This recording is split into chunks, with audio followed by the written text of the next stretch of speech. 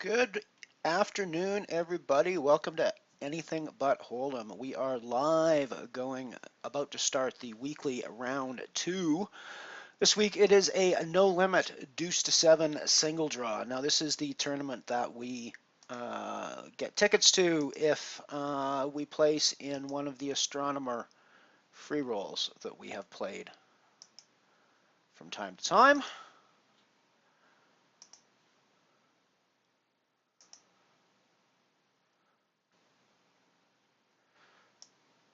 Alrighty, so that is our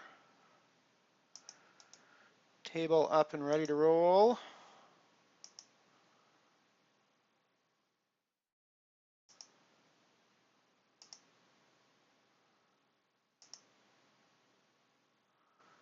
That is our lobby up and ready to roll.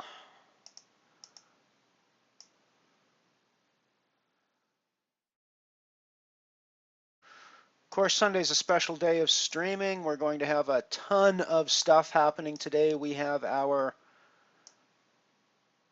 regular Anything But Hold'em weekly challenge running at 3 p.m. Mountain Time, which is about 3 hours from right now.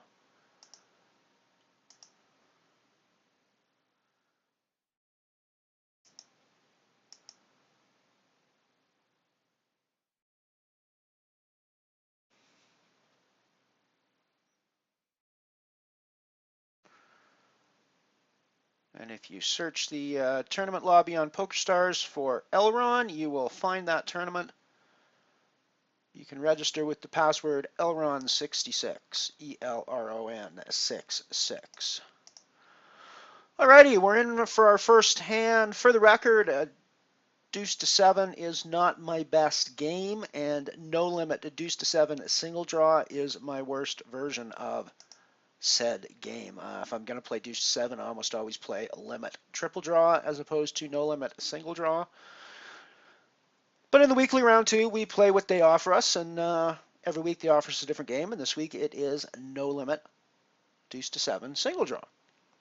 Of course, the basic premise of this game is that you're looking for the lowest possible 5-card hand. Straights and flushes count against you, unlike other low games like Raz, for example. In this one, if you have deuce 3, 4, 5, 6, you have a straight, and therefore you do not have a very good low hand.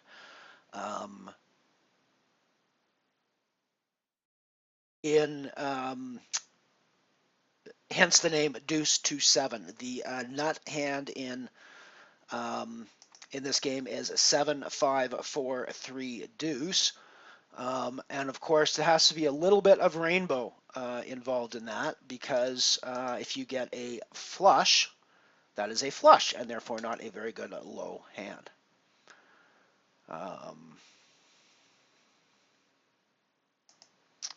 Alrighty, we're going to see how.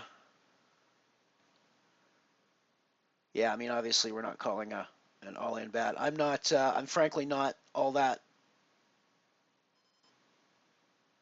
enamored with the strength of his hand, but we had a pair of sixes, so we can't do anything with that.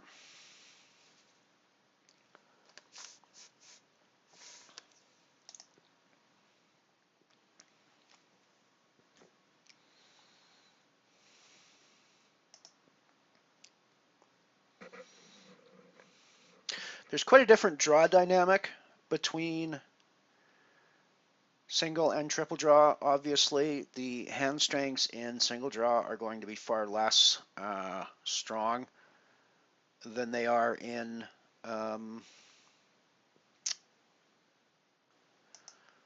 triple draw.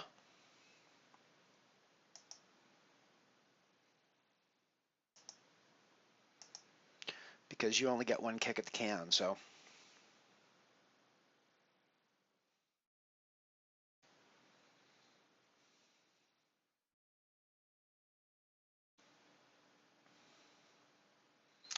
Alrighty, so we drew into a 10-9, which is a pretty good hand. I think we're going to put some money in this pot as a value bet, thinking that our 10-9 is probably a pretty good. In single draw, I think 10-9 is a reasonably strong hand. It's obviously not even close to the nuts. There's 9s and 8s that beat us by quite a bit. But I think that we're going to take down a pot like this fairly often.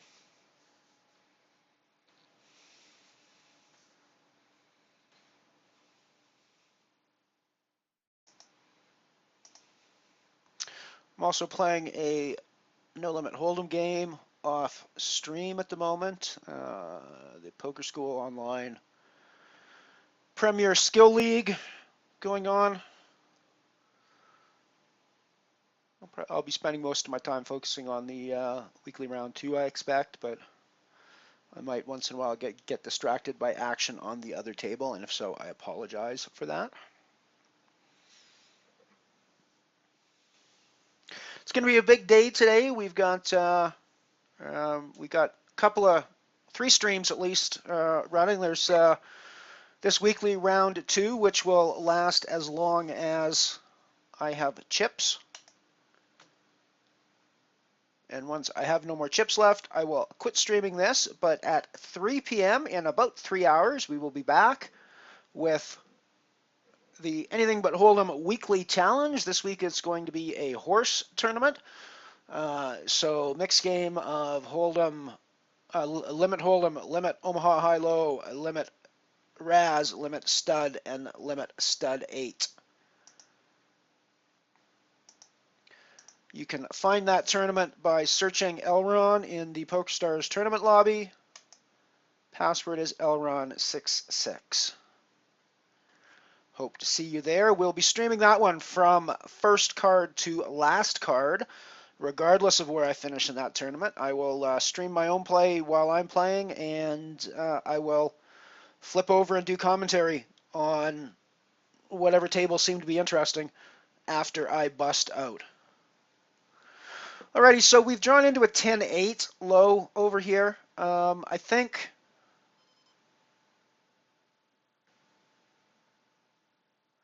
it's strong enough to put money in. One of my main problems with draw games is I really have very little idea how to judge the strength of my opponent's hands. In all the other games that I play,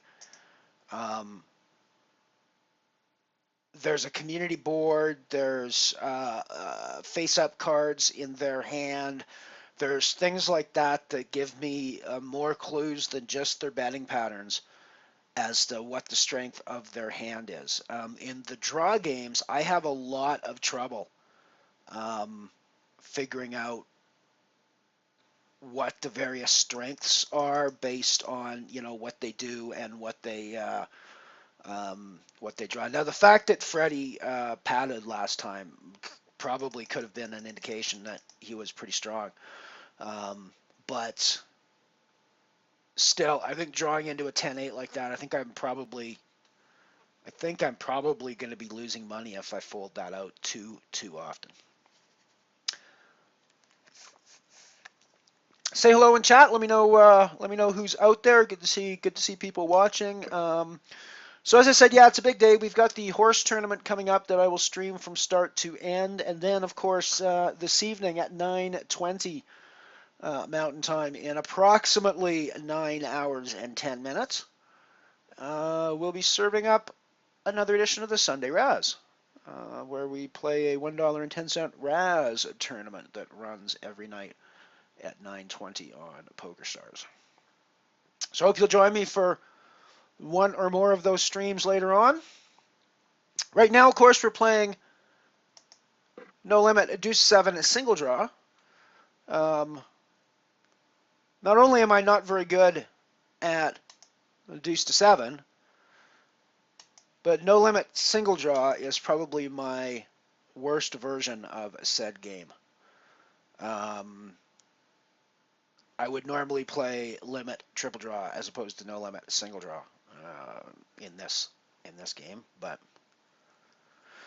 I think we're a lot happier with our 10-8 in this hand than we were in the last hand. So again, we're going to value bet on this.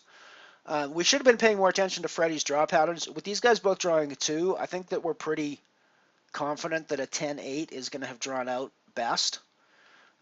So it's worth value betting there. In the previous one, with Freddie having padded, I don't think that we can expect our 10-8 to necessarily be all that strong in that regard.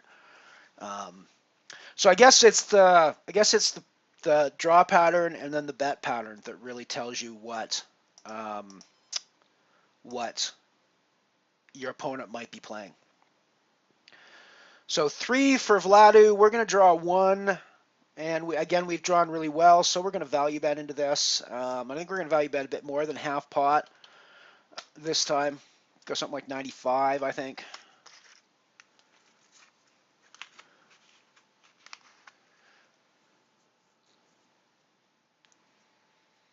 So far, this is going relatively well for me, but that can change in an instant. No limit games are a lot like that.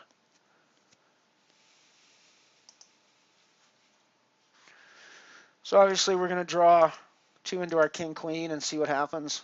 King 9. Gonna check this. We've been value betting a lot of stuff. We might get a fold out of a value bet here, but given the fact that our king won at showdown, he's probably not calling anything that we bet there. If we put 1 chip in the middle, he's probably not calling it, I'm thinking.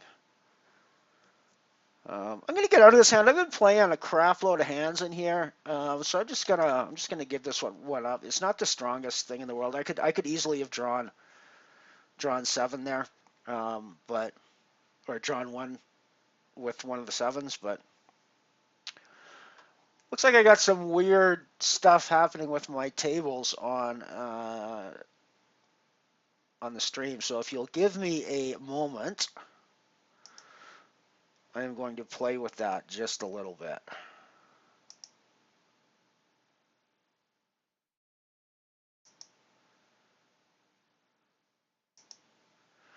Alrighty, that will look a little bit better.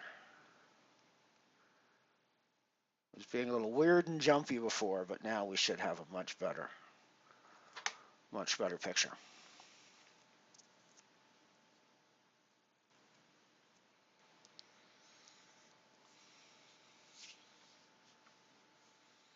So in these weekly round 2s, starting chip stack is 2,000 chips, so we're up a bit from that. We got 2567 now, obviously. There's usually a fairly big turnout for these. In this case, 10 minutes late reg, so late reg is just closed. And in this case, we've got 6,542 people registered in the tournament. Now, it's a $2,000 prize pool every week. And the prizes are pretty consistent. First place gets $215, and the min cash of 770th today gets $1.10. So we play 15-minute blind levels on here. So it's a pretty slow structure, and you can kind of you can really pick your spots and do what you want that way.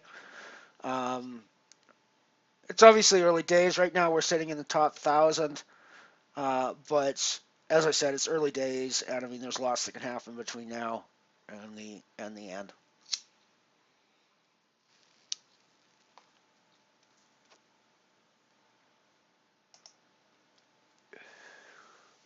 If I go deep and cash in this, I might well still be playing it when we start the horse in a few hours.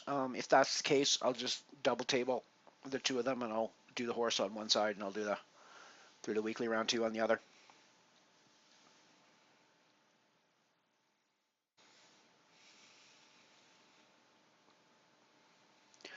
This weekly round 2 is a really good way to get, along with the astronomer free rolls, is a really good way to get a free way of playing and learning the different games.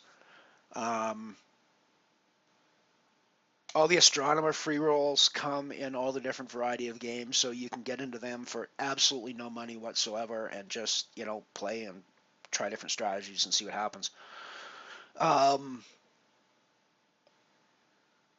And then on the Sunday, you sort of got a random mix game that happens in this weekly round 2. Even though we're out of position here, Well, actually, we're in position to the razor. I really like the 9-6, drawing into the 9-6 from the ace. My guess is card play is going to be padding and could be very strong, but could also be padding something like a 10 or a 9 as well. Oh, he discarded 1. That's a bit of a surprise. So we're going to do the same. Obviously, we discard an ace and get an ace back. That's not the friendliest of things.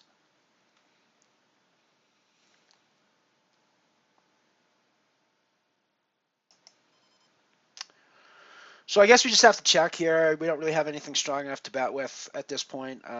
We might win at showdown if people have paired, but I don't really think that we can call. Vladdy could easily be betting a weak hand here just to take the pot down. But really, all we have is a bluff catcher, and we're not even beating a bunch of bluffs in that case. I mean, obviously we're beating all pairs, but we're not beating any king highs. We're not even beating all the aces that might be out there. So remember, in deuce to 7, it's important to remember if you play a lot of the other low games that in deuce to 7, the ace is always high, so you never want to have an ace in your hand. Ace is the highest card in the deck in deuce to 7, so you cannot use it for a good low.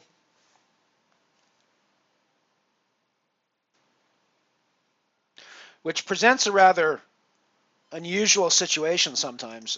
For example, if you have ace, deuce, 3, 4, 5 in your hand, you do not have a straight in deuce to 7.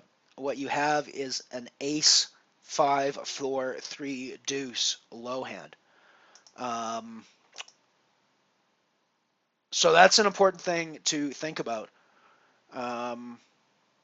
Ready, so Vladu discarded 2 cards. We discarded 1 and got a very good card in return, so I think we're going to value bet this. Nice half pot value bet.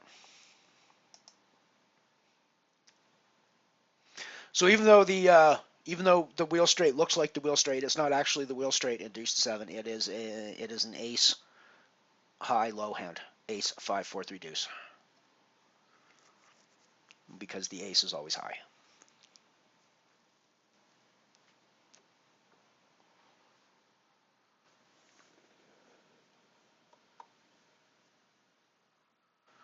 Which actually means that given a showdown between ace 5 4 3 deuce and 6 5 4 3 deuce, the ace wins because it is not a straight and the 6 is a straight, even though the 6 5 is lower than the ace 5, obviously.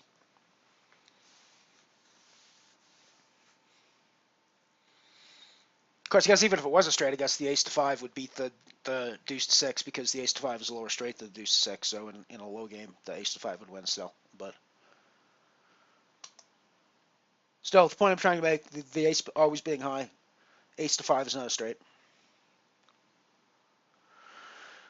Yeah, Jackson 5s, you're probably not getting involved in this in a deuce to 7 hand.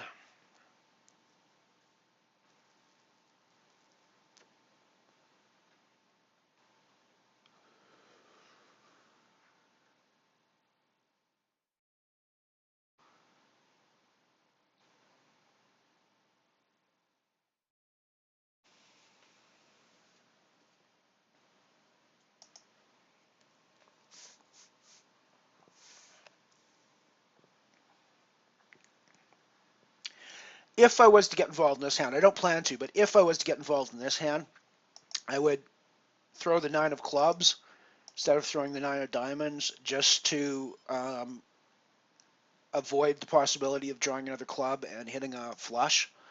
So just something to keep in mind in those situations to keep your best chance of drawing a playable hand. Get rid of, don't get rid of the card that might draw you into a flush there.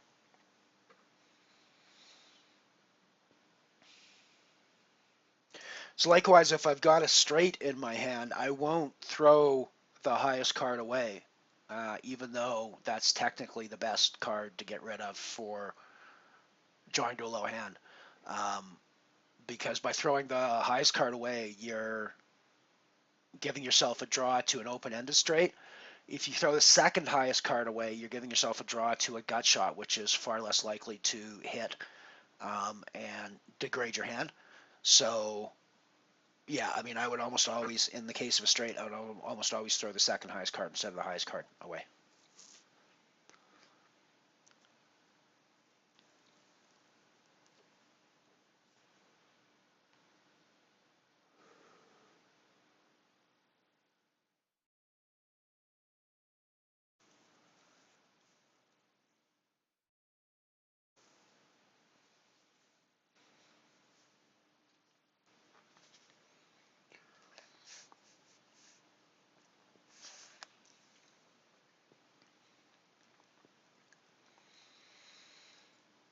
Down under 6,000 people left in the tournament, 57.76. People going up fairly quickly here. No limit tournaments tend to be that way. People get on what they think is an amazing hand and get all their chips in the middle and realize that they're not on the best hand in there and get knocked out.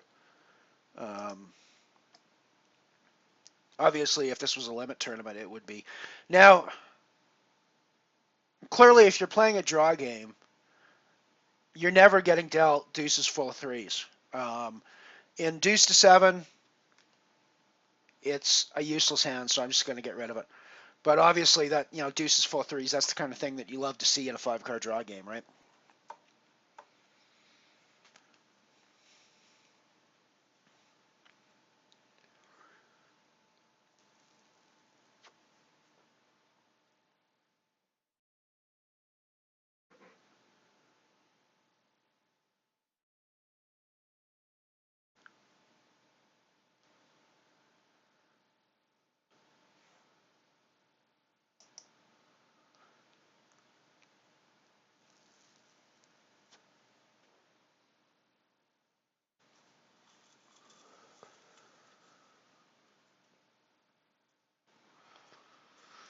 I don't actually play the no-limit single draw variety of this very often. I'm far more likely to play the limit triple draw variety of deuce to seven than I am the no-limit single draw variety.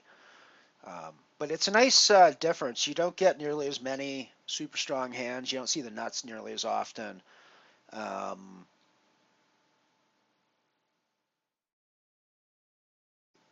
and there's some interesting strategies that you can take based on what if you're in position based on the number of cards that your opponents are drawing.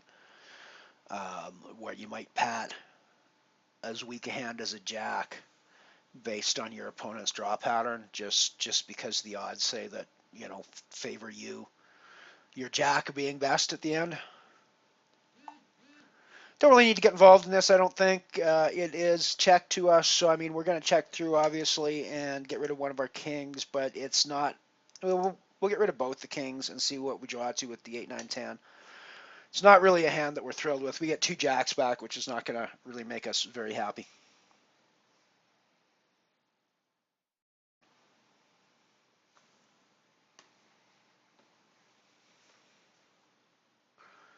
So we're check folding this almost all the time. Pair of jacks isn't going to win you too many pots in a deuce to 7 game.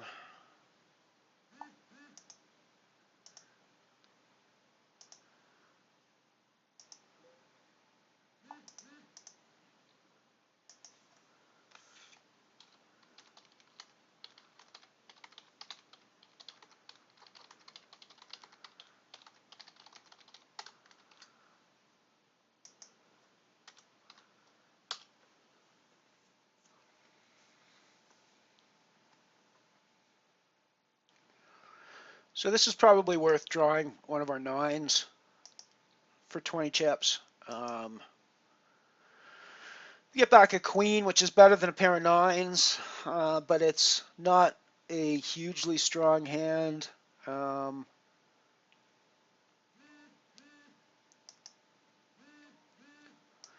going to value bet this, though, I think.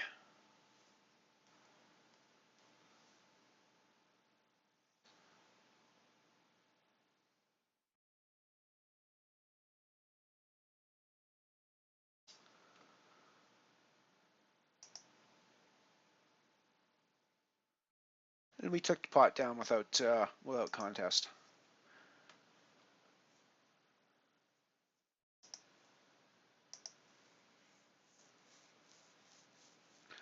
We're going to play this as well.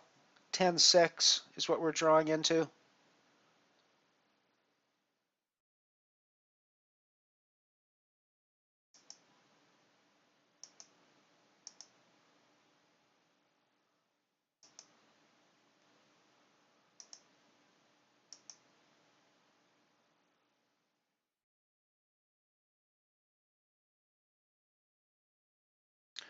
I think we'll keep going for the extra 40 chips. Discarding our ace. So 2-1-1, pull pair of tens. That's obviously not what we wanted to see.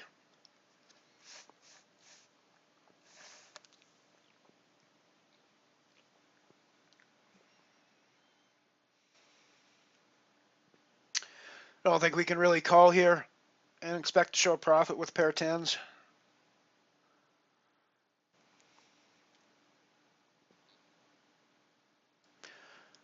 It's a nice example of the sort of weakness of hands you can value bet in single draw, although I'm thinking that value betting a queen jack in that situation is a bit weak. That said, he was doing it against somebody who drew two cards to his pat, so yeah. I think we need to play an ace king jack 9, frankly, with a pair of jacks. That just seems like it's going to be throwing money away.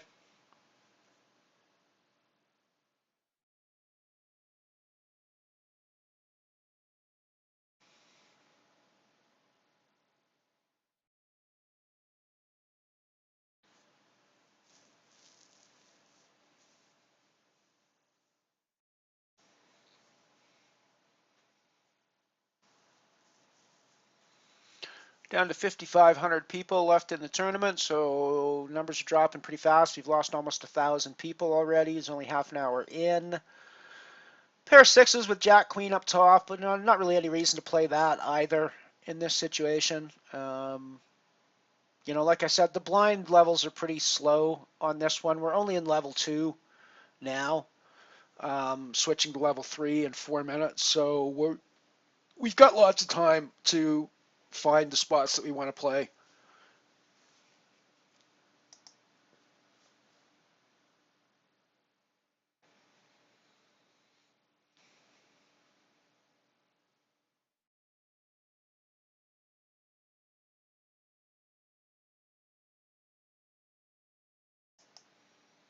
Got moved to another table on the deuce to 7.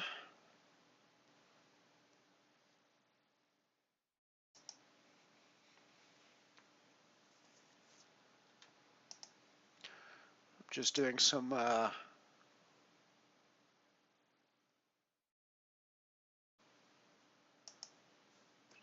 promotion on Twitter while I stream here.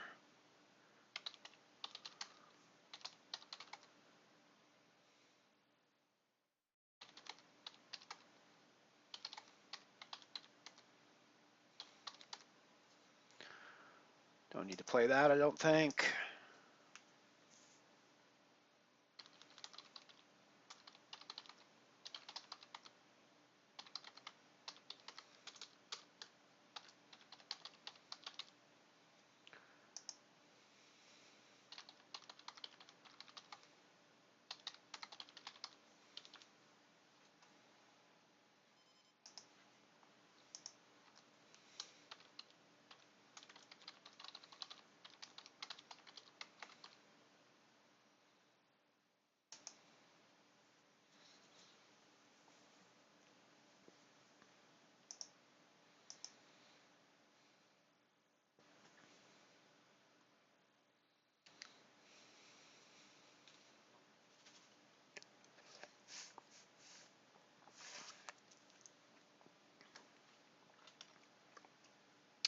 It's going to be a big day today. We've got this deuce to 7 happening now that I will continue streaming until I run out of chips at 3 p.m. Mountain Time. So in approximately 2.5 hours, we are playing the weekly challenge, which is horse this week. It's It's a $1.10 buy-in, and you can find it by searching Elron, E-L-R-O-N, in the PokerStars tournament lobby. Password is Elron66, E-L-R-O-N 66. Last week we had a great time with our 08 tournament. My Poker News Canada colleague Anthony Charter took it down for first prize. Roz came in second. And our Poker School Online friend Chris McFadden came in third.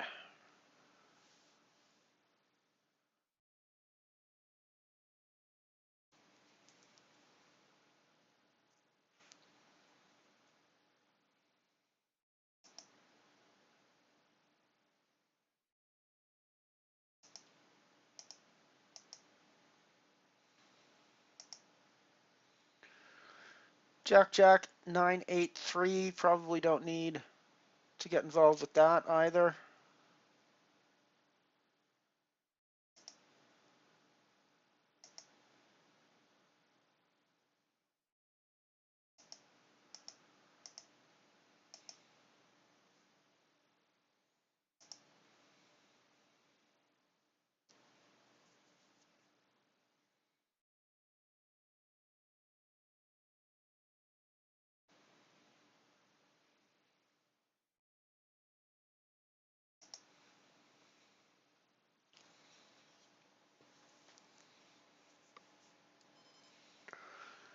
Got a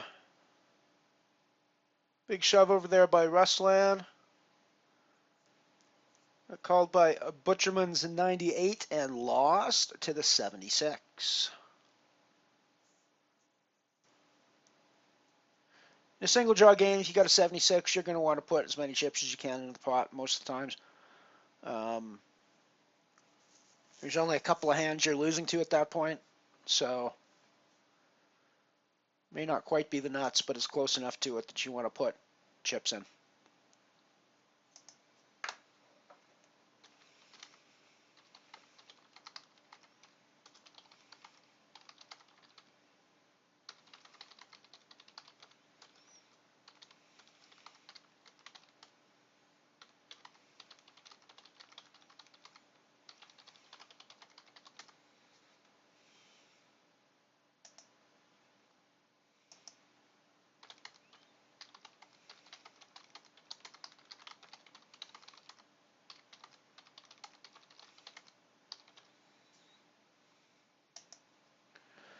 Just doing a little promotion on the interwebs while I stream.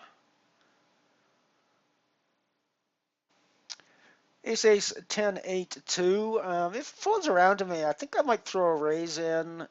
And even if it doesn't, if it limps around to me, I think I'm going to throw a limp in and draw my two aces and just see what happens. Good things can happen. You never know. We've been folding a lot of hands, so it's good to get involved again and see what happens.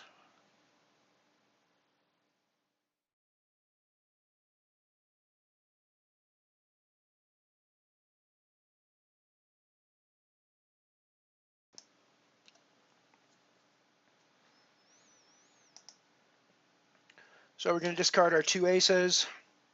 We get back two threes.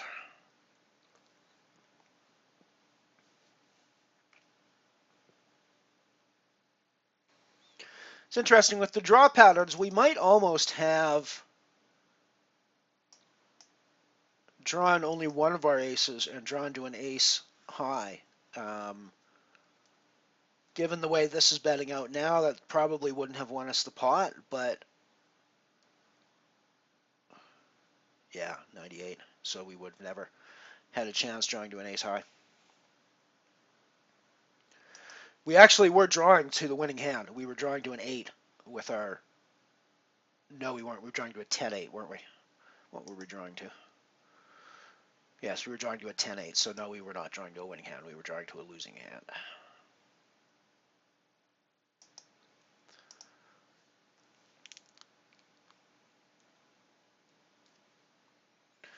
So draw one, and draw one. Nice draw. So we're on a 10-6. I think we're pretty happy with the strength of our hand. So we're absolutely not folding. We're never folding here, I don't think. The question is, do we raise the 10-6 or do we just call? And I think at this point, we probably just call. If it was a 9 or an 8, I might be willing to raise. But yeah. I don't think we were ever folding there. I think the 10-6 is too strong to be folding there. But likewise, I think raising is probably not. 98, we're probably not pushing him off of a 98. There's probably no better hands than the 10-6 that we're going to get pushed off. Hammer, good to see you. Good to see you back. Just haven't missed much. I took a couple of days off early in the week. I didn't stream Monday and Tuesday. Came back Wednesday, and I've done a couple since then. We got the horse coming up later today, so you might want to stick around for that. It is at 3 o'clock, so in another 2.5 hours. Search Elron in the PokerStars lobby tournaments, and password is Elron66 if you want to play. It's good to see you back, though. Yeah, it's been a few days. It's been a few days. I think most of the time I've been streaming in the evening, my time, so it hasn't been terribly conducive for you. You've probably been asleep most of the time.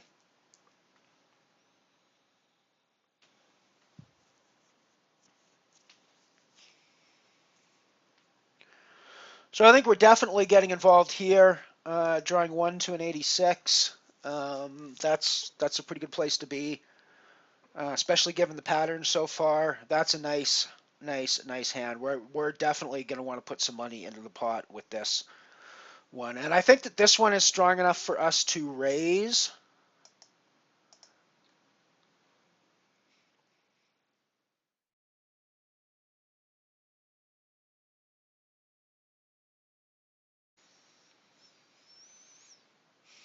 Now, if he comes back over the top of us, we've got some serious thinking to do. But yeah, it's mostly.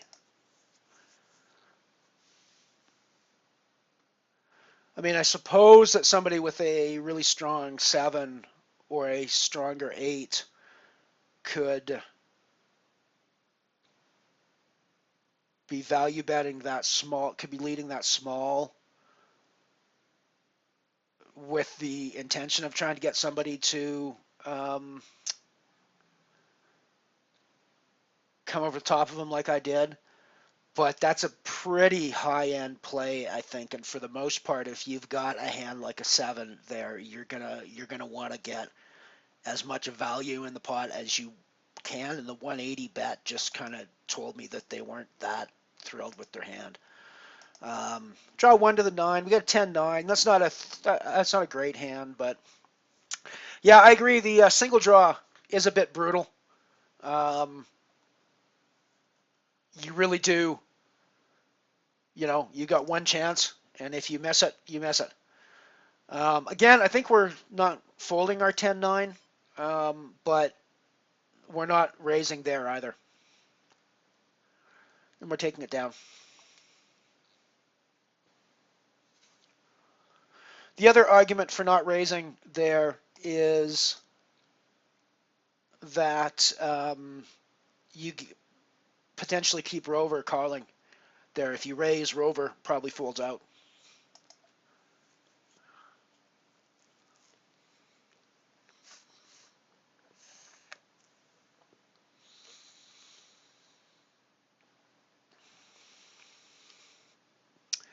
Yes, and right you were, Hammer. When there's that many in the pot, I need to be drawing to better than a 10, and I did need to be drawing to better than a 10 at that point. But it depends what they're drawing as well. I mean, even if you've got 5 or 6 people in the pot drawing 2, you can pat a jack or a 10 and be reasonably comfortable with the fact that the odds of one of those 2 draws hitting better than your hand is slim. Now and I think that your odds are better to draw than they are to pat, or I mean to pat than they are to draw to something like a jack, for example.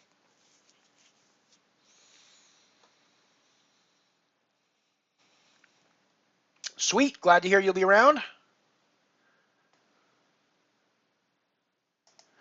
We got some mixed game royalty in the game last week. I don't know if you heard or not, but Ken Lowe, who literally wrote the book on mixed games and then cashed in the dealer's choice at the WSOP just sort of punctuate his talents, jumped in and joined us and ended up coming the Bubble Boy, ended up bubbling fourth in the tournament. And good luck to you too, Hammer. I think Ken's going to try to make it again this week as well. He's been talking to me on Twitter, and he's certainly interested in the whole concept. I think I directed you to his articles actually on Poker News Canada a while back for one of the articles for mixed game stuff. He wrote an excellent series of articles for us before in the run-up to the dealer's choice, one on each of the games.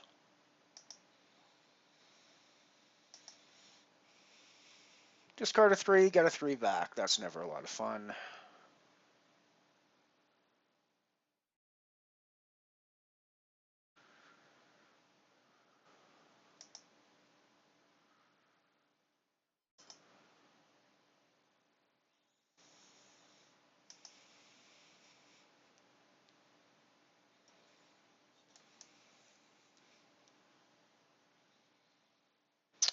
Aha! Ace, deuce, 3, 4, 5. For the record, this is not a straight, as we discussed earlier. This is an ace, 5, 4, 3 deuce hand in a deuce to 7 game. But you're drawing one to the nuts, right? Because I'm drawing to, if I hit a 7, if I draw the ace and I hit a 7, then that's the nuts. Which is exactly what's happened. So I think we want to half pot this, get enough value in, but don't scare people off. There we go. It's one value. Drawing to the nuts is always fun. Hitting the nuts when you draw to them is even more fun.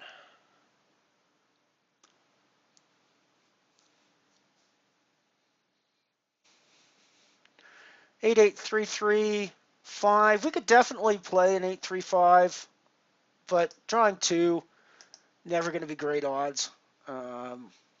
We've just taken down a big pot, so let's chill a bit.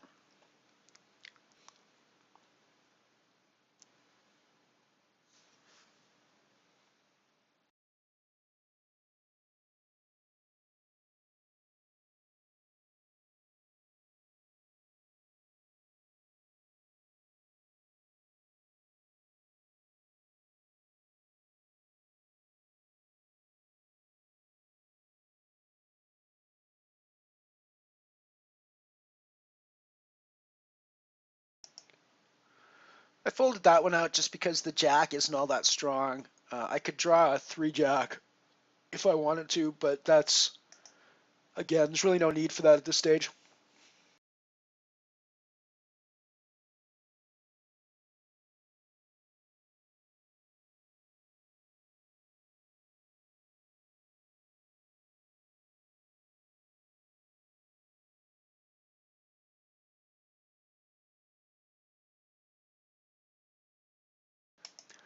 Now, this is a situation I was talking about earlier where you've got a straight, and your sort of natural inclination is to draw the 6.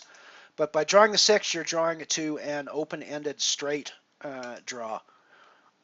So in this case, I would normally draw the 5 instead, so that you're not hitting. So that you're not hitting. So that you're drawing to a gut shot straight.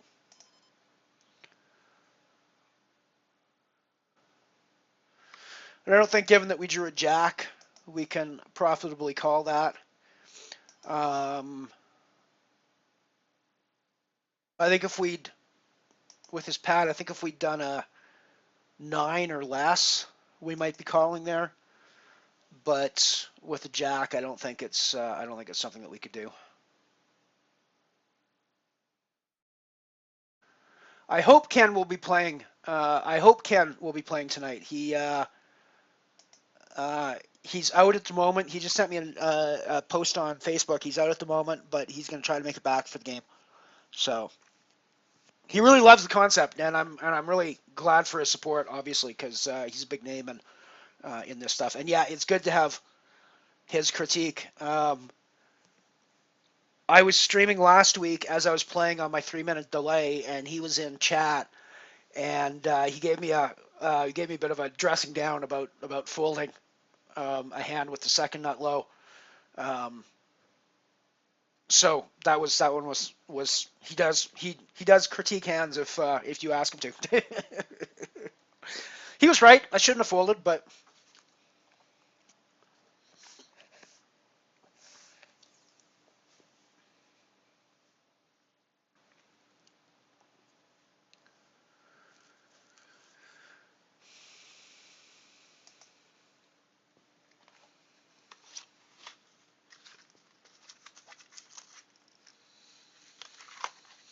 yeah, getting some nice pots. It's been good so far.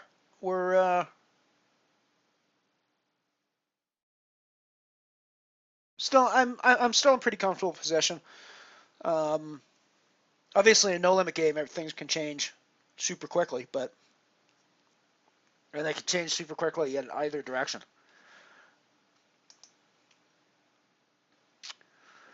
Queen 9, I don't think I need to really bother with that.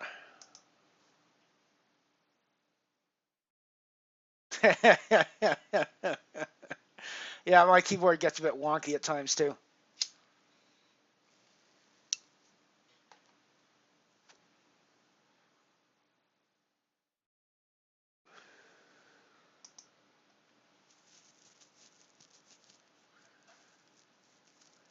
If I cash in this these 7, I'm probably going to still be streaming it when we go live with the horse.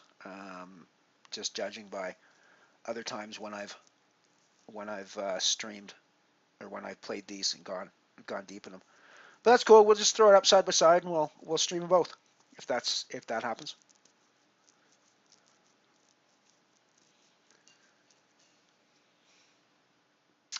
Yeah, king king queen queen. We probably don't need to be too worried about that.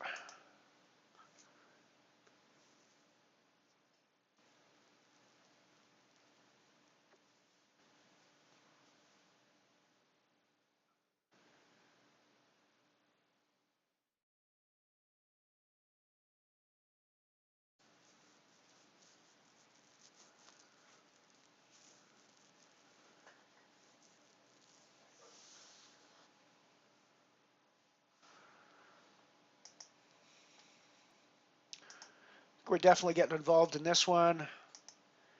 This is obviously one of those cases where I have to draw into an open-ended straight because I've got to get rid of one of my 3s. But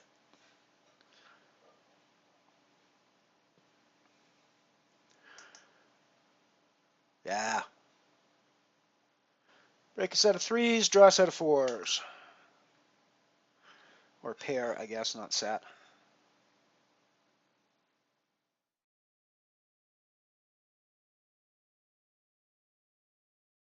That's a very good point, Hammer. 2, 3, 4, 5 is not open-ended. That's a very good point.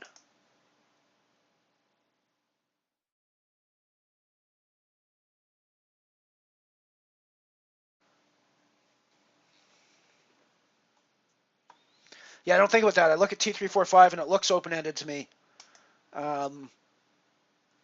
From HoldEm, of course, but no, in DC7, of course, it's not because the ace 2, 3, 4, 5 is not a is not a straight.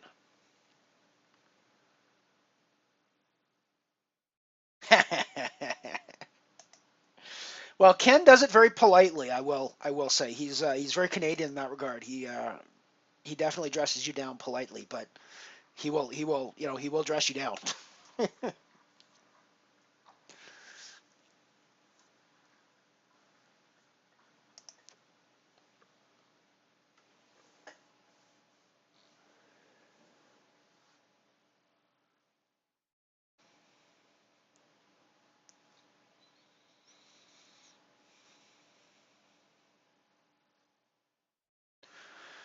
I think if we check this through,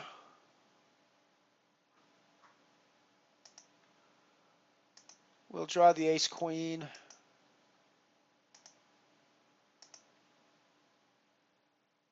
Not bad. 96 is probably a decent hand. There's a one card draw out there. Um, we can probably put some value into this pot. I think with a 96.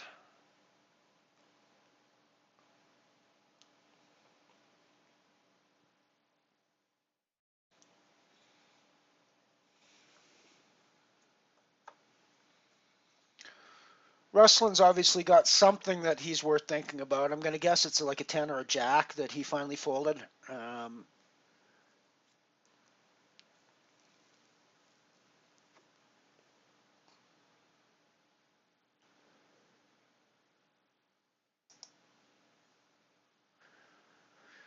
Renat here on our left is definitely a familiar name. I think I recognize him from playing in Poker School Online, but it may also be from other games here in the weekly round 2 stuff.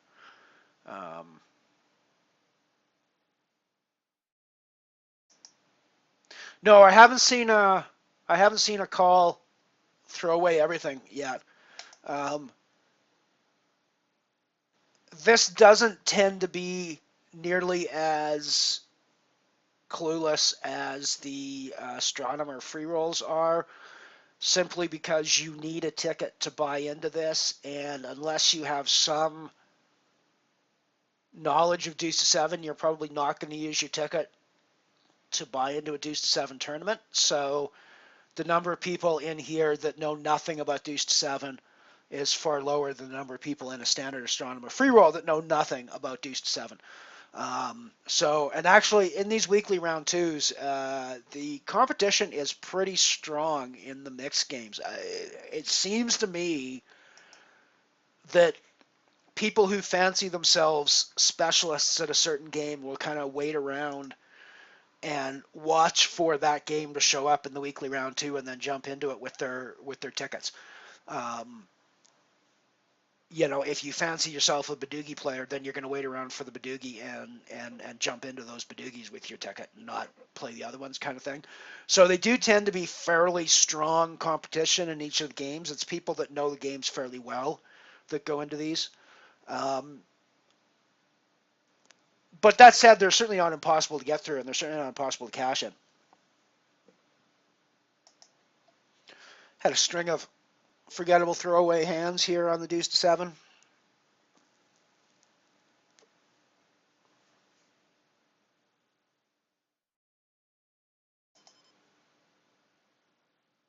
Yeah, it's funny. I pointed that out earlier, and yet I still looked at the deuce 3-4-5 as an open ended. It's weird how habits form in your brain with this game, and certain things you just can't get away from.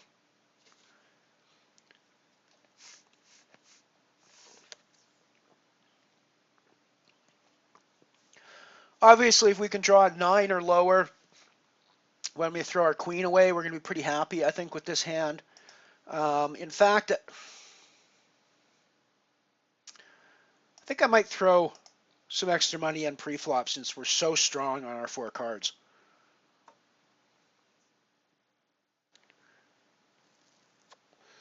We'll also have position on Ruslan, which means we can look at his draw pattern and see what he's doing. He's drawing 1, so I think that padding on a queen is probably not going to be very profitable. If we had a jack, I'd probably consider padding at this point.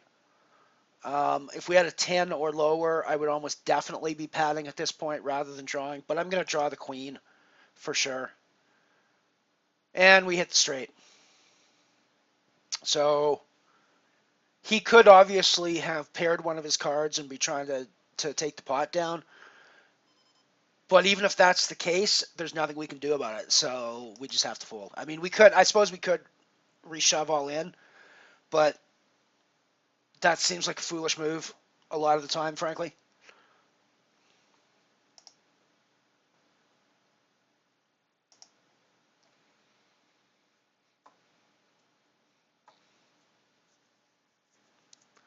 In fact, I have strong suspicions that the pot size bet there indicates weakness, frankly.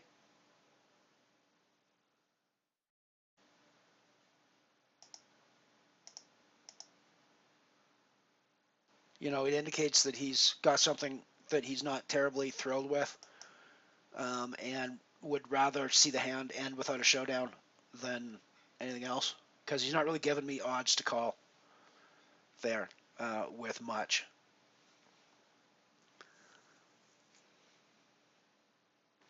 Yes, this is round 2 for money. There's $215 up top, as is usually the case with these, and $1.10 for the min cash, which is 770 people in this one. The min cash is a very large range, 253rd to 770th. I'll get $1.10. So it's kind of nice that way, that there's, that some money goes out, but there's a lot of money reserved for the final table. I mean, the final table on this guy is $22 for 7th. Obviously, the draw games, the 5-card games are played 7-handed. But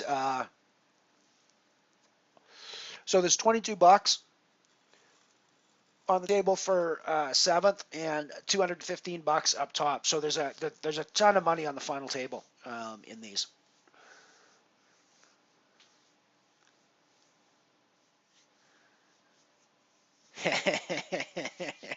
I'm not really a deuce to 7 single draw specialist. I read Ken Lowe's single draw article, and that gives very good advice on when you should draw and when you shouldn't draw. Alrighty, we're on a break now. I'm going to go off and do my custodial duties. I shall be back shortly.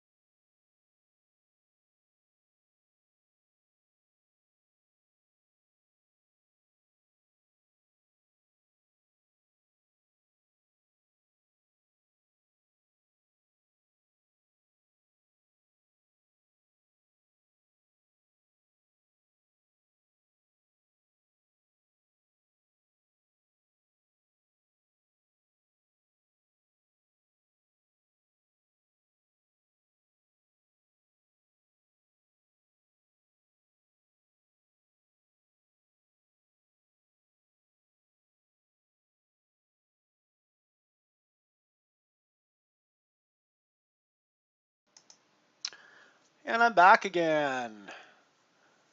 Mav Rosa, good to see you. Good to see you back again. Playing deuce to 7 today, so nice to see you here for that. We got a big day coming. We have a big day coming after the weekly round 2. We are doing our special Anything But HoldEm weekly challenge tournament starting in 2 hours time. That will be a horse this week. Search for Elron in the PokerStars tournament lobby.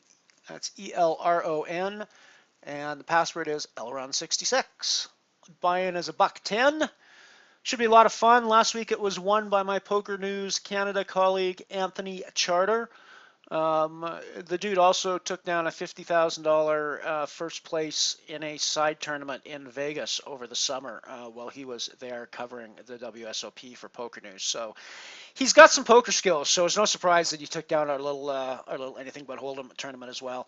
So he's back to defend his title. We're hoping that Ken will be back as well. Ken Lowe was here last week, who of course is very much a mixed game specialist in his own right. He literally wrote the book on mixed games. Then he went to Vegas and cashed in the WSOP Dealer's Choice, just to sort of punctuate his skill set. So yeah, he's a guy who knows his mixed games, and he's going to do everything he can to make it in for the horse today as well. So that'll be a lot of fun. And then, of course, later tonight, we will be serving up another serving of the Sunday Raz starting at 9:20 p.m. Mountain Time, which is in 8 hours and 20 minutes approximately. So hopefully you'll join me for one or more of those broadcasts as well. And yeah, we're going to have some fun. Cats and keyboards, Hammer. There are always issues with cats and keyboards.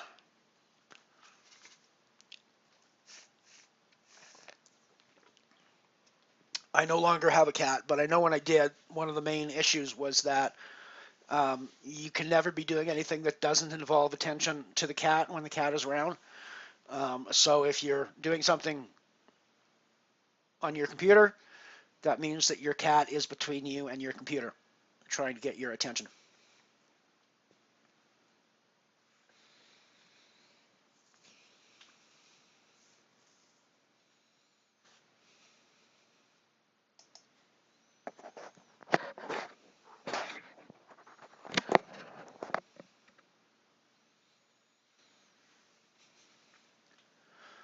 I'm going to have a guest in the studio with me here pretty quickly, actually. One of my friends is coming over to play live, to play online live with me this afternoon.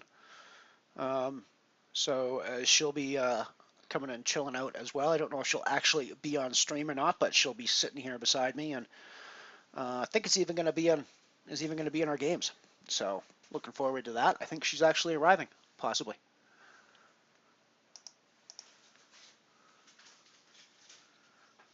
She will be soon, anyways.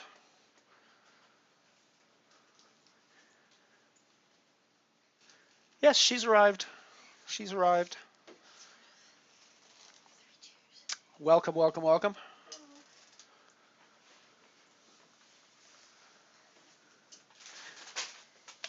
Jen says hello to everybody. If you've been online, you might have played against her as Miss Gilly.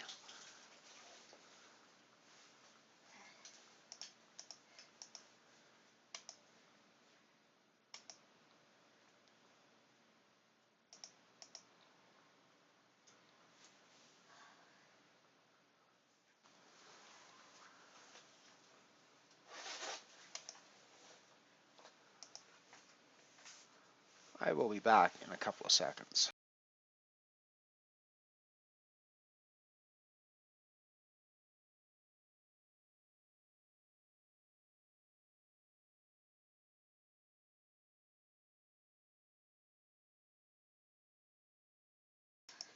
Alrighty, I'm back. I just had to do the obligatory greetings.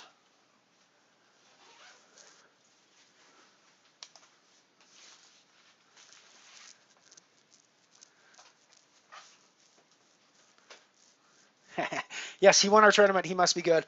The $50,000 first place prize from Vegas is just putting on the side. It's our tournament that makes him a solid player.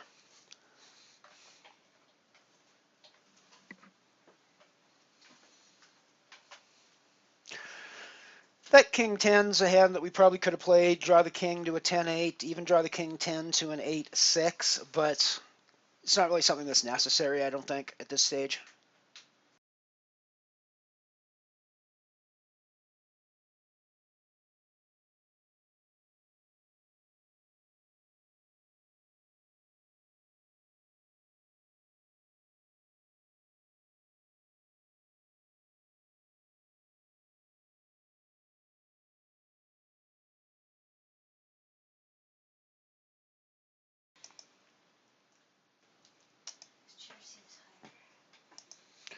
Oh yeah, I think I was using it before.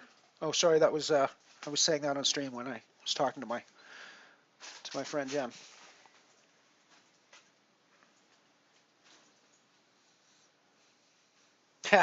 Yes, cats and keyboards do not mix very well, and I can understand now why your space bar is wonky. Thadian, how's it going, man? Good to see you. Glad to see you back. Hopefully you're in for the horse in 2 hours' time.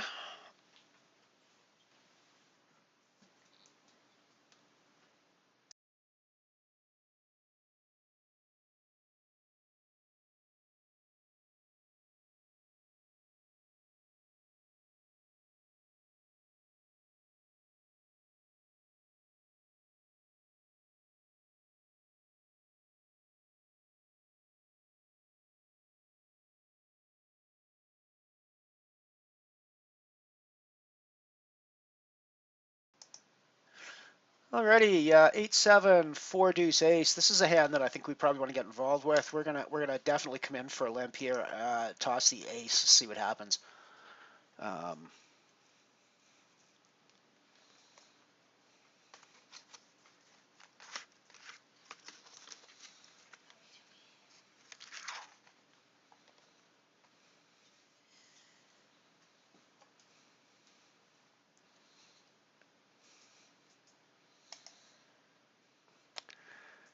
Jen says hello. Hammer, the UK Hammer in my Twitter channel plays as Luffy Jen, so I'm going to guess it's Jen and Jen for Miss Gilly and Luffy Jen. Am I guessing correctly, by the way?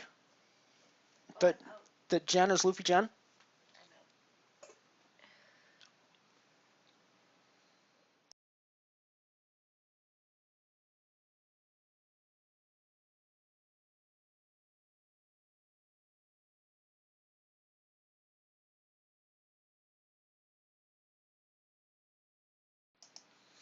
So we pulled that pot down with our 98, which is always nice to do. I obviously could have drawn a 9 and a 5 to a 9.75 there, but drawing 2 to a 97 is probably not going to be terribly profitable a lot of the time.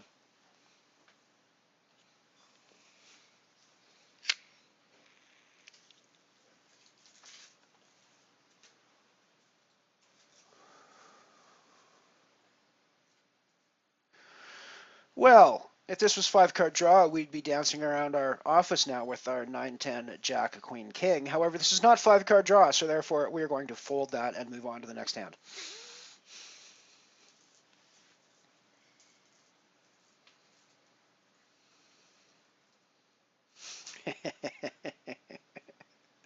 Yeah, agreed. The 50K is just icing on the cake after scooping my tournament.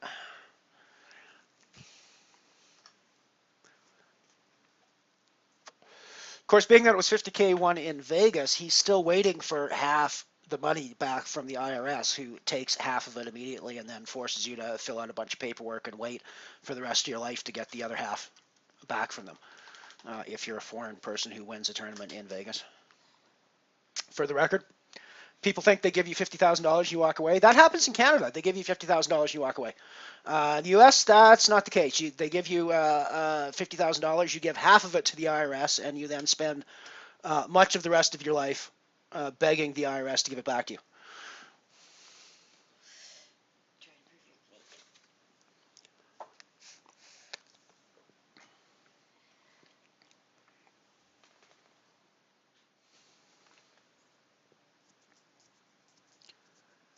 They don't actually even give you all of it. It's not like they give you 50,000, you give half of it to the IRS. They withhold half of it. They give you half of it. They withhold half of it. They give it to the IRS, and then you have to fight with the IRS to get it back.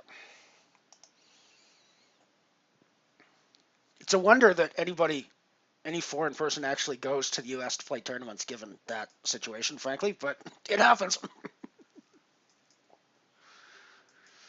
Especially when you can go to someplace like WPT Montreal and walk away with your total prize package.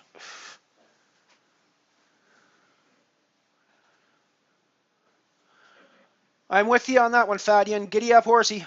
Giddy up, horsey.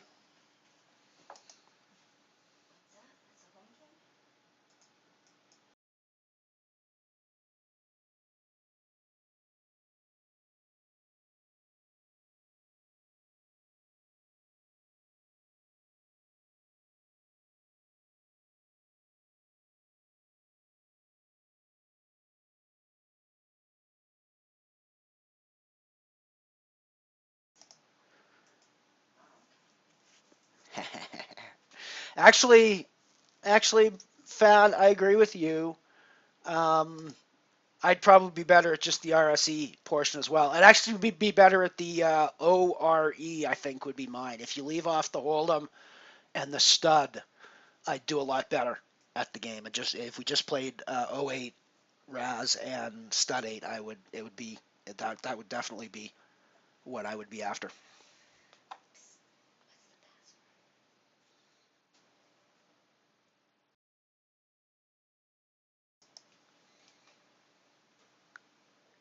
Password for the tournament, if anybody's looking for it, is Elron66, ELRON66. Search Elron in the PokerStars tournament lobby, and you should find it there.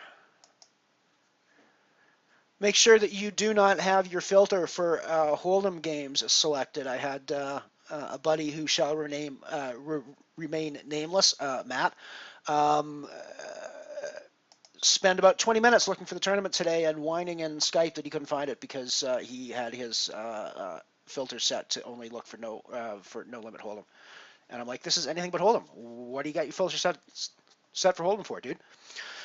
And he finally figured it out, and he found it, and he's joined. I don't know. I think you could both do a pretty good loopy impression.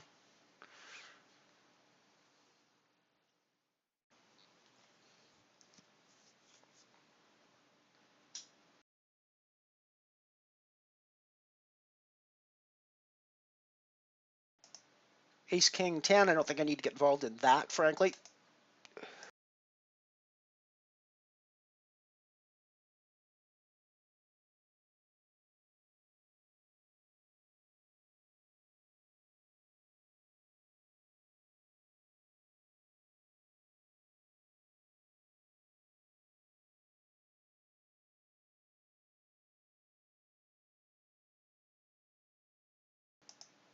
Yeah, it's surprising that the WSOP is as popular as it is, given the situation with the IRS. But you know, it's the name and everything else.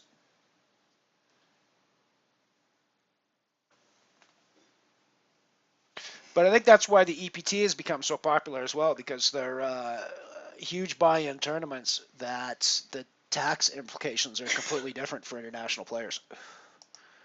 I mean, obviously, if you're American, you're still giving your blood to the IRS no matter what. But for the people that aren't American, it's a much more lucrative deal.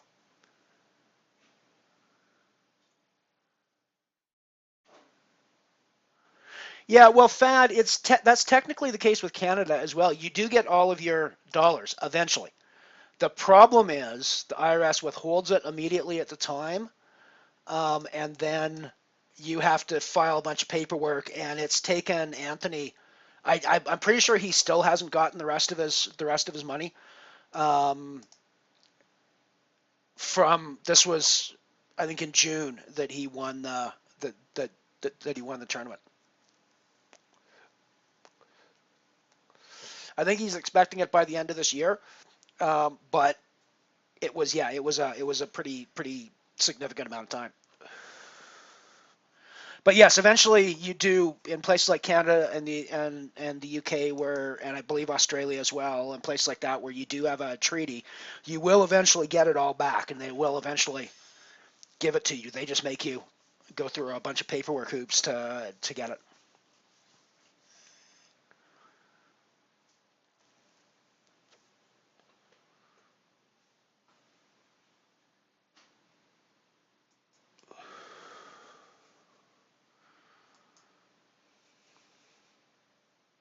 Now, I'm assuming that the UK and Canada are going to have a similar situation with regards to tax there. I don't actually know anything specific about the UK situation, but I know that in Canada he has they withheld it wasn't quite half. I think it was about 45% they withheld. They gave him the rest, and he's filed to get the rest back.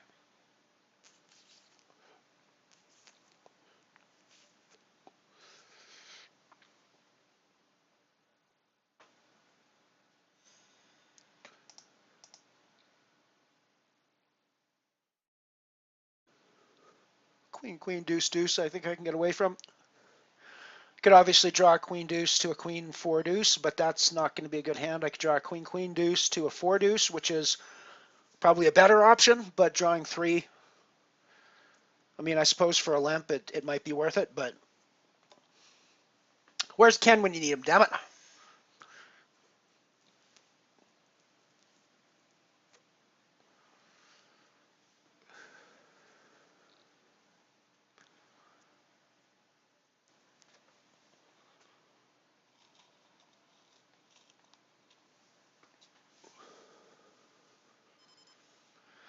Gonna get rid of the ace 10-10 as well. The 5-3 is kind of pretty to look at. Drawing three to the nuts is not really something you want to be doing, though, despite the to the nuts portion of that phrase.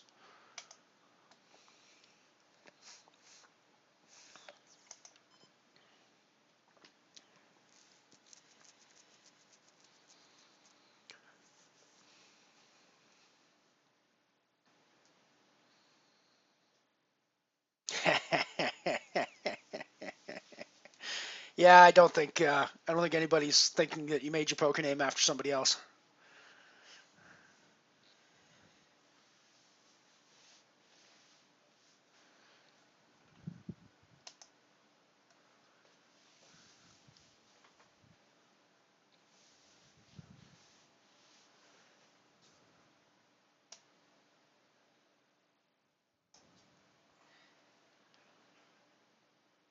Alrighty, so we're absolutely standing pat on this, and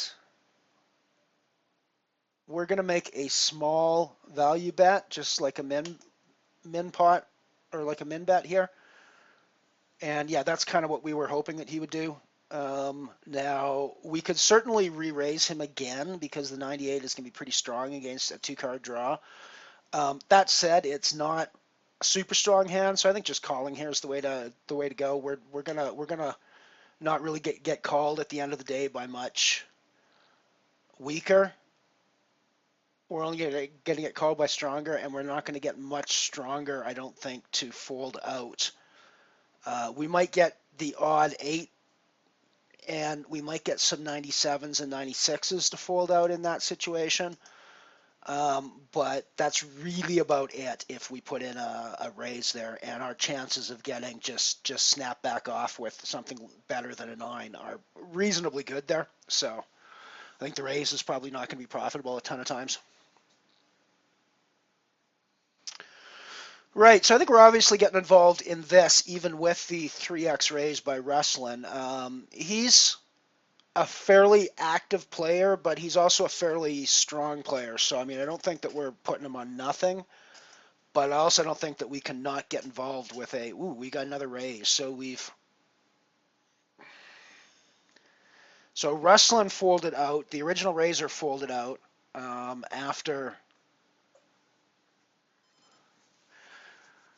See, I've gotta think that Comslow is padding here. I can't see Comslow making this raise and then drawing. I suppose it's possible. I mean, he could be trying to snow with what we're doing, but yeah, with the draw, I'm going to get out of here. That's probably being a nit bitch in Jay Carver terms, but what can you do?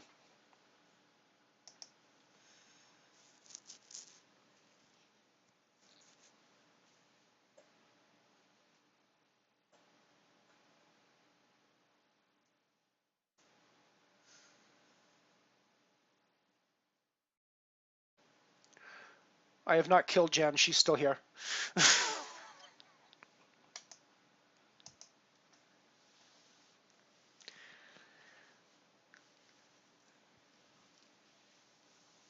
Yeah, you have to pay the U.S. government to say I don't want to be part of you anymore. It's kind of fucked up. I think you have to pay the Canadian government too, but I think it's like $100 bureaucratic fee, and that's it.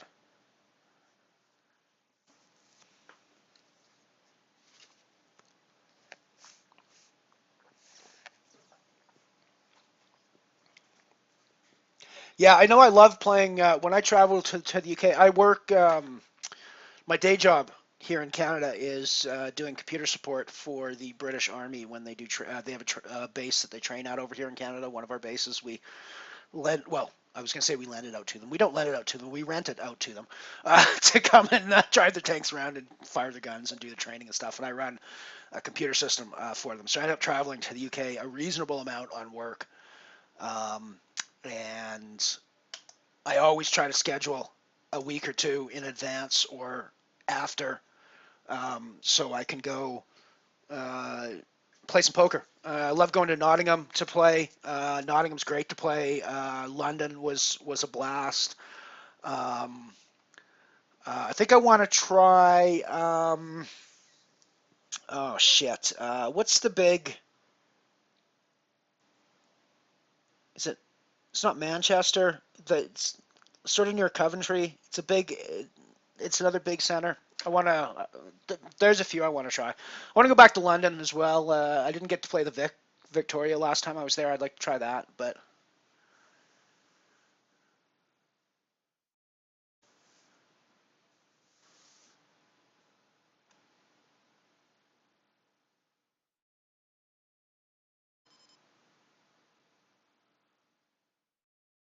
yeah, I agree. I think that raise was a bluff by him as well. Um, I don't really think I'm going to get a ton of value out of a raise back myself, though. I think I just have to call there. Um, Although I think that he's probably going to check. He could check raise with an 8 or like a 96, 97, that sort of thing. Um, Thinking he's best, but yeah, I think you're right. I think it's more of a bluff. I don't think he thinks the 10 is very good there.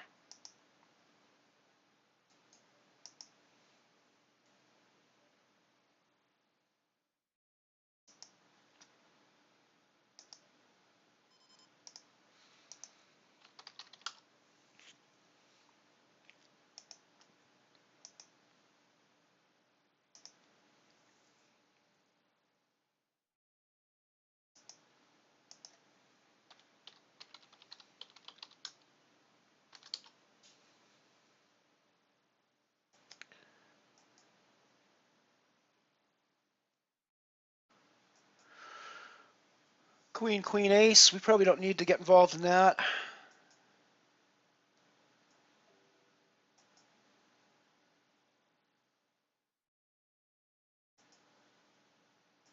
Yeah, I think you're right. Comso's been totally net. She's just being quiet. I should give her a headset and um, let her come in and join. She's shaking her head over here, going, "No, no, no, don't do that."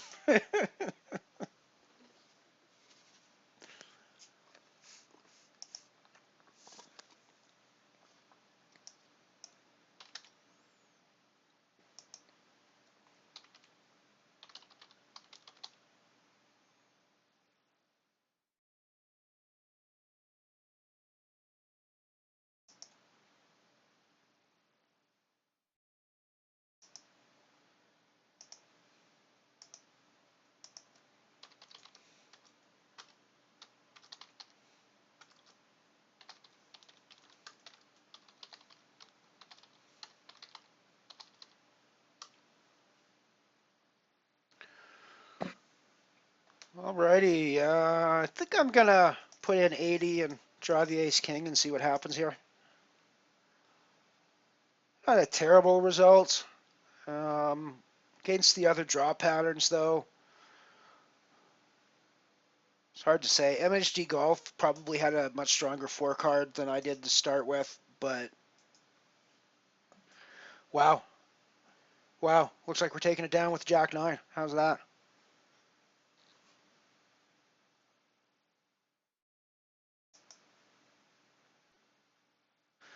That's the way you play this game, folks. Easy game.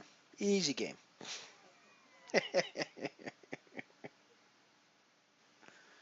Birmingham, that's the one I'm thinking of. Awesome, Birmingham is your home city. I would love to. Um, I'd love to hit Birmingham as one of my next destinations. I've looked on the map and seen 4 or 5 different casinos in Birmingham that all look like they've got decent card rooms. So, Dusk Till Dawn, Fadian, is an awesome card room. It's one of the best places to play poker in the world that I've ever been. I haven't been a ton of places, but it is definitely one of the best. Jen was with me a couple of years ago, and she's over here nodding her head, going, "Yeah, it was a great spot." Um, it's so nice to go into a place as a poker player that all they do is play poker, cater to poker players. There's no slot machines dinging off over there. There's no table games going on. There's no people playing the roulette or anything else. There's just people playing poker. And yeah, I mean, I shouldn't say there's no slot machines. They got the odd video lottery thing in the lounge and restaurant area and places like that. But it is a poker room, and that is so refreshing when there's not all the other distractions. Um, it is for poker players, and it really I really do love the environment. They think a lot. Plus, they have absolutely the best looking waitresses in the world, with the possible exception of Playground Poker Club in Montreal, which is very close and may well um, be equal, but yeah, they're pretty close. That was where Simon Jumper came and chatted up all our £10 buying tables. That was impressive. Yeah, we when we showed up there, we were there. I think last summer. Yeah, 2013, August 2013. And when we showed up, Simon Trumper was there to greet everybody at the door, kind of thing, and wandering around and being known.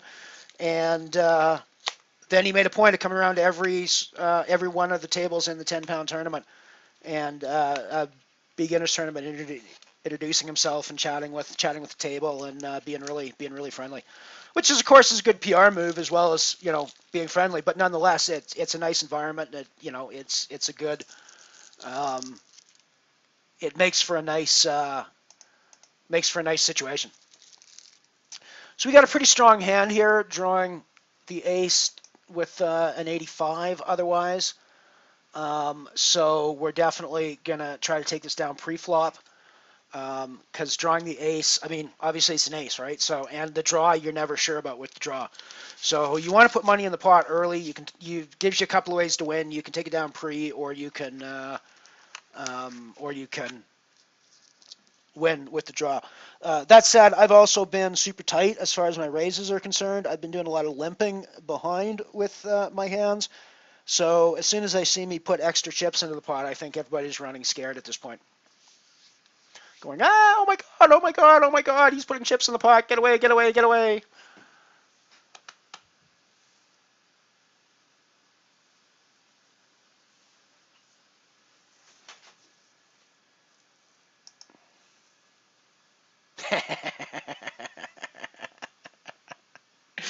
She will give you her wisdom through me. She is chirping in my ear on the other side, so which is nice. And she's watching the stream actually as you guys are watching it, so she's on the 3-minute delay at the moment, although she can look over at my screen as well and see the live action. But it's not nearly as weird as I thought it would be doing a live stream and having a 3 minute delay stream running on my television set as I'm watching it. Obviously, if I had the sound on, it would be super duper confusing, and my brain would blow up after about 35 seconds of it. Um, but with the sound off, it's actually not nearly as disorienting as I expected it would be.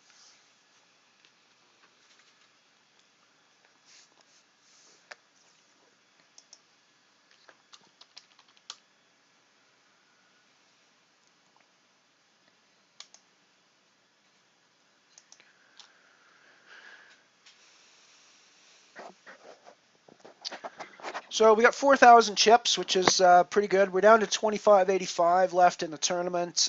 We are 1,343rd. So obviously we're not actually in cashing position, but there's also 2,500 people left and only 770 caching. So there's a lot of time to go, and we're, it's still early days. So where we're sitting right now, as long as we've got a chip stack that we're relatively comfortable with, i.e. 20 plus big blinds, then we're, there's no reason to panic at this point, I don't think.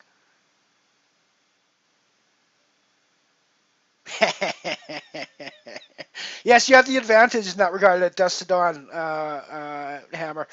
The waitresses won't distract you, and I don't think that they had any hunky guys doing their serving. Nah, Jen's shaking her head, going, nah, no hunky guys.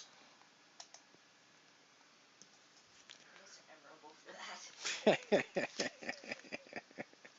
was actually having a comment with or having a chat with my Poker News Canada buddies the other day on Skype, and they were talking about the Royal Flush Girls. There's a WPT going on in Montreal right now, obviously, and they're talking about an interview with the Royal Flush Girls where they seemed less than enthused. And my point is that it's 2014 and the Royal Flush Girls seem like a kind of an anachronistic thing that we don't necessarily want to be promoting in poker. And at the very least, if they're going to have a Royal Flush group, let's get some Royal Flush guys in there as well. That some hunky guys with no shirts on to wander around the tournaments and give the girls a little bit of eye candy, and the odd guy, some of the eye candy as well. So yeah, and Jen's nodding her head like crazy over here. I'm getting a breeze from all the head nodding going on beside me. So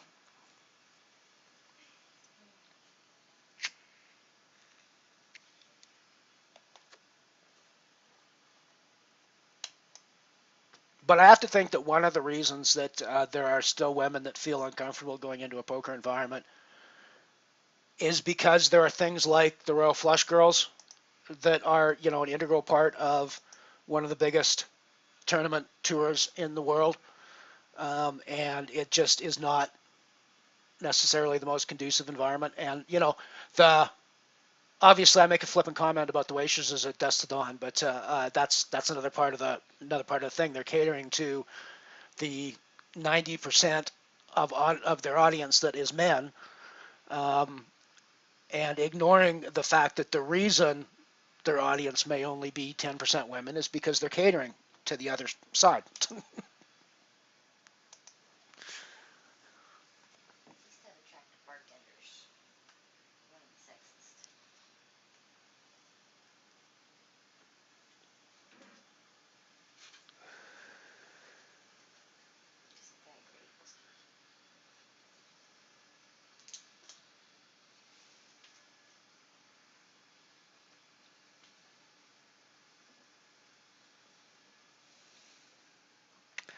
Hammer's off to get a brew.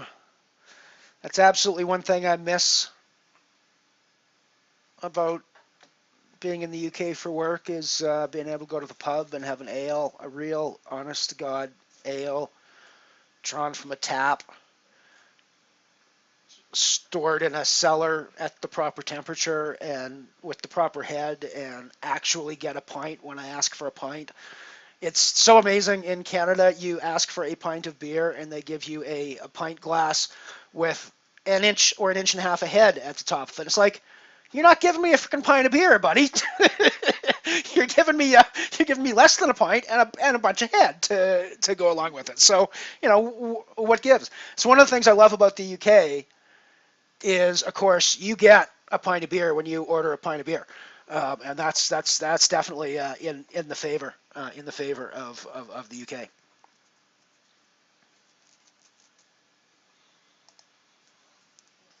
want more than just 2 inches.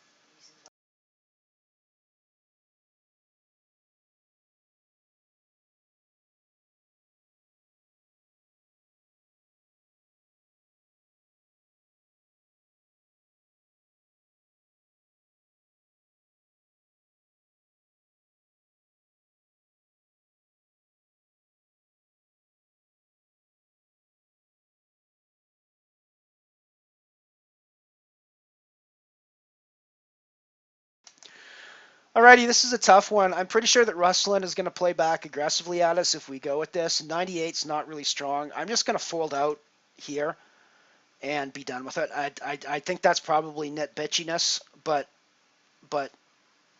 I just didn't think of 98, and it looked like Rustlin was pretty happy with what he was looking at, frankly. I think I was looking at a pat and an 8 at the highest when he flipped his cards over.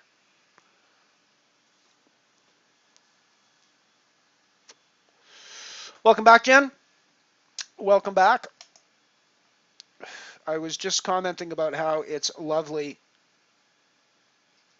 in the UK to be able to actually get a real ale drawn from a tap and in a pint glass that's actually a pint instead of less than a pint with a bunch of head on top of it, as I would get in Canada.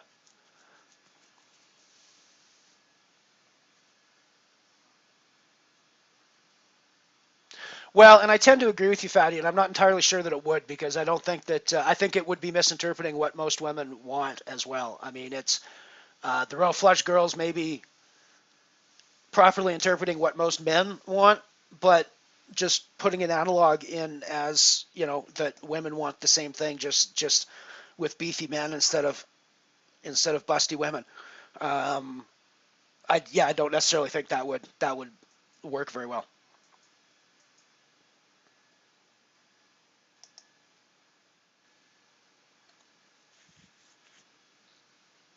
I'll be curious to hear your opinions on the 98 hand that I folded out pre-draw here a little while ago when it comes up.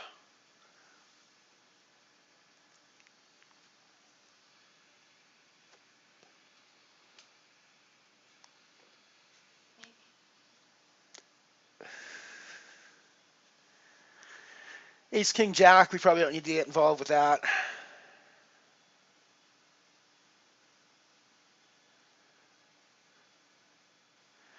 Yes, the tea is amazing. It's you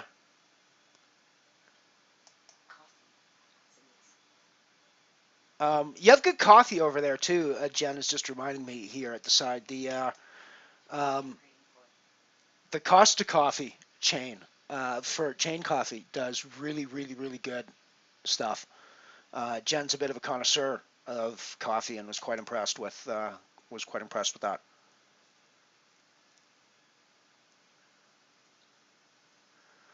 Yeah, actually, she probably can.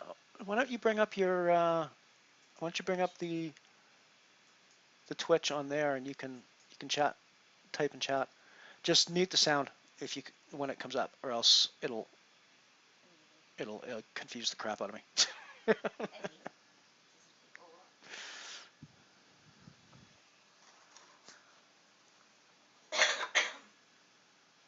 Yes, she is firing up her. That's a very good idea. Didn't even think about that. She's firing it up now, and she'll be in shortly. Oh, she has to sign up. She hasn't signed up to. She hasn't signed up to Twitch yet. But she's going to do that now. So she'll be in shortly.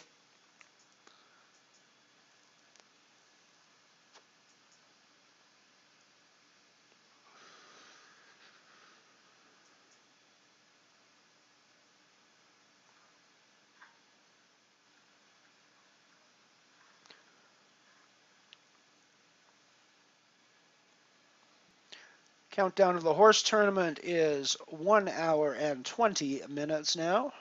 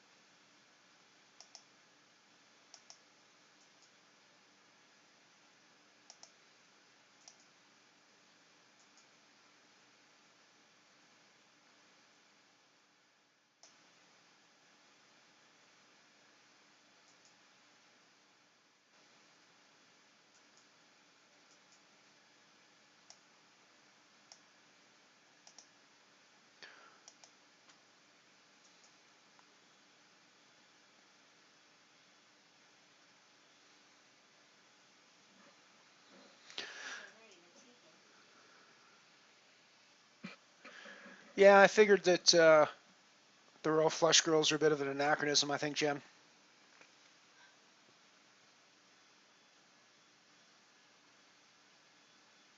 Yeah, I just went back and looked. You're right. I did have two fours. I don't think I saw that at the time. So it was a better fold than I thought it was. Or an easier fold than I thought it was, for sure.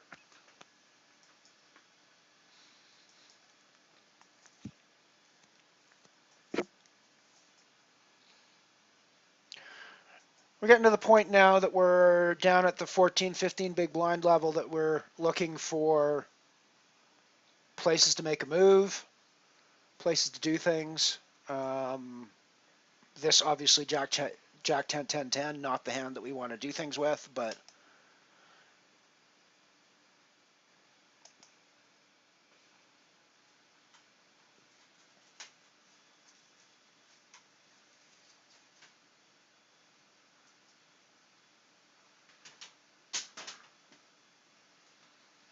yeah, I think you're better known for your tea usually than your coffee. Um, but ironically, when coffee was first introduced to sort of Western culture, it was huge in the UK. There was coffee houses all over London. London was one of the biggest places, one of the biggest consumers of coffee initially in the early market. But no, I really like your tea. Pretty much all the Tetley um, and the PG Tips are both very good. We can't get we get a Tetley imitation in Canada, but it's not quite the same as the Tetley in the UK, and we can't get the PG Tips at all over here. That's anything close. Um, I tend to prefer English breakfast over Orange Pico for my tea, but either way it goes. We don't really have good tea in Canada. The big brand that everybody knows is Red Rose, which is really pretty crappy once you've had good tea, once you've had proper tea.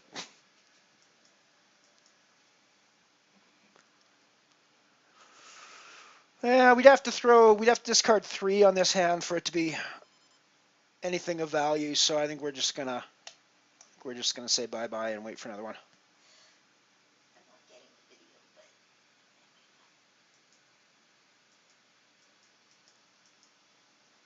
but Aha, there's Miss Gilly. Miss Gilly won. I'm surprised Miss Gilly was taken. yeah, me too.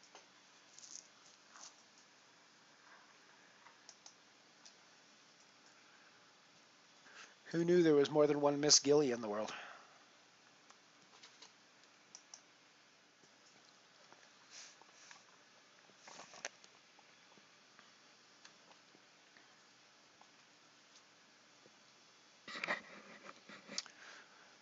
Miss Gilly is Jen, for the record.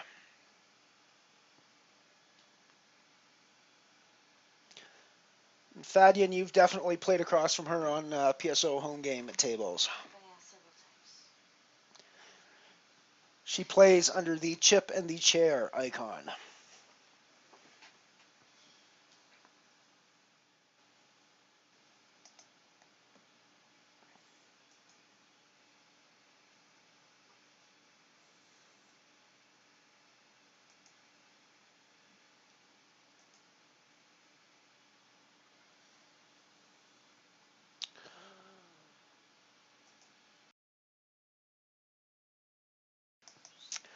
So we're down to about 13 big blinds now, with blinds going up in 6 minutes to the point where we'll have about 8, which means that we are definitely in a spot where we want to find a hand that we make a move with.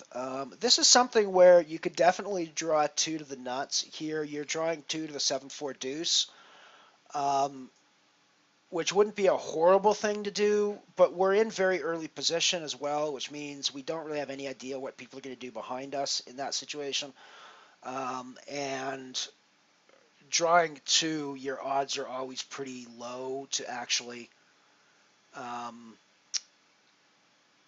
to actually hit a table, actually hit the draw.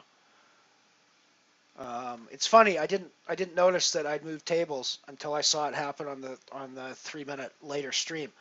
But yes, now I look at this and I realize that I'm on a completely different table than I was a couple minutes ago.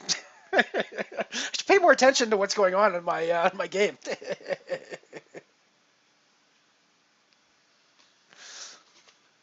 Hammer, I'm with you. Even as a red-blooded man who likes attractive women, um, fire the royal flush girls and put the salary in the prize pool. I'm right there with you.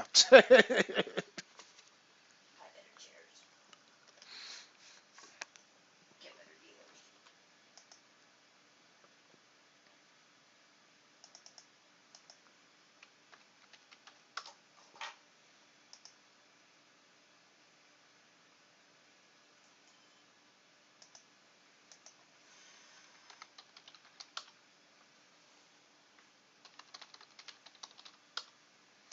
For the record, I invited Brian Rass to join us in the tournament today. I doubt he will join us because I think he's a little busy today. I think he's playing day 2 of a WPT at the moment, which is probably more important than my $1 horse tournament online. But you never know. We might see him. We might see him pop onto PokerStars. He is in Canada, I think, so that means that he could potentially play in our tournament.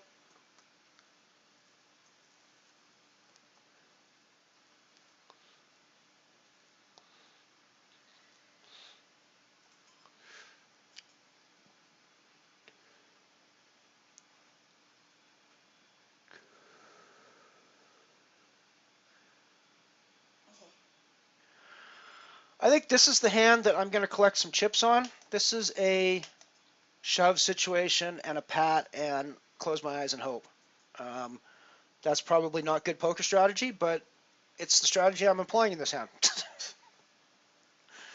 And it works. Take down 1,150 chips without having to show anybody my cards. That is a good result in poker.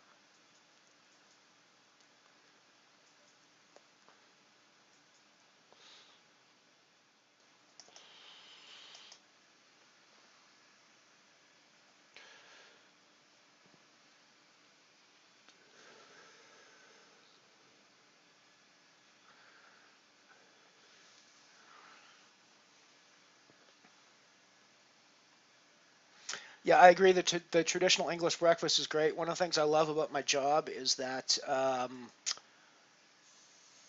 the British Army, when we're on exercise, sets up their own cookhouse and cooks for the troops. And one of the perks of my job is I get to eat over at their cookhouse, and that means that when I'm doing my night shifts, I can go over for a lovely full English breakfast in the morning with the fried mushrooms and the tomatoes and the fried eggs and the bacon and the sausage and the brown beans. Oh, the brown beans are wonderful. See, brown beans in Canada are an evening meal or a lunch meal. We would never consider having them at breakfast, but at breakfast they're wonderful. They're so wonderful at breakfast.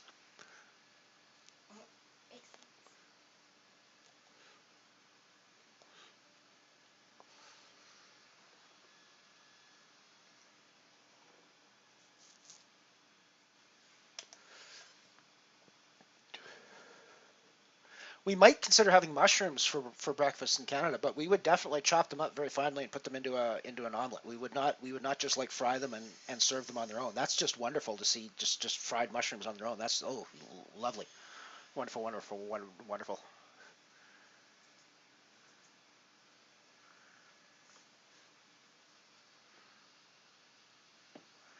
Yeah, no, I agree, Fad. And when you see them in action as well, and I'm using air quotes when I use the word action, um, it sort of highlights the point. I mean, I was at WPT Montreal a couple years ago and was live at the final table, watching the final table. I shouldn't say I was live at the final table. I was not playing at the final table. I was watching the final table live. Um, and they had these poor Royal Flush girls in, 4 or 5 inch spike heels, standing at this final table for 6 hours, and that's all they did was stand there and smile. And it was like, what is the point of that?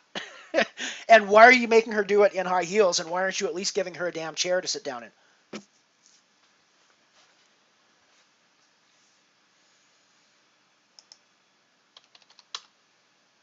Yeah, he is a bit of a sicko, Hammer. I'm thinking that he might actually multi-table, play the $1 10 horse while he's playing the $3,800 WPT Montreal. At the same time, he could sit there he could sit there at the table and play. 4466. Nah. Blinds are going up. We're going to be down to 10 big blinds again here pretty quick. So we do need to keep active. We can't just sit back anymore.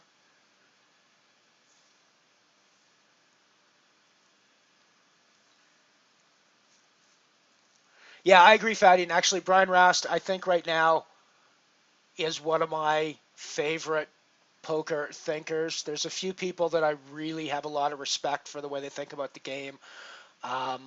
Phil Gelfond, obviously, I think is on everybody's list of those people about the sort of creative ways he thinks about the game. But Brian Rast is definitely one of those guys. The couple of times that I've watched him, and he just really is a very creative, very smart guy, and I have a ton of respect for his game. Yeah, dog bet. Okay. Oh, dog bet not that much. Dog bet that much.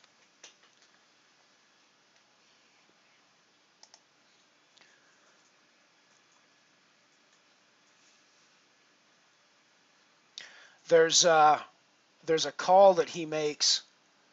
Um, here we go. Here we go, Hammer. You were asking about somebody calling and drawing five. I didn't call. I got. I'm checking through, but there we go. I'm going to discard those five because I can't really see anything. Wow, and that was almost. I mean, look at that. 7, 6, 5, 6 deuce. If we hadn't paired that six, that's a hell of a draw for five cards. Um, fold that out. Um,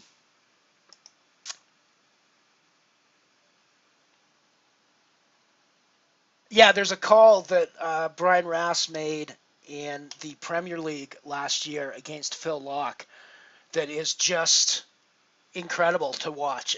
He tanks for about 5 minutes before he makes the call, and it's just phenomenal to see him do it. And I mean, Locke is in awe of his skills at the same time as well. It's a very fun hand to watch. I think shows off his skills.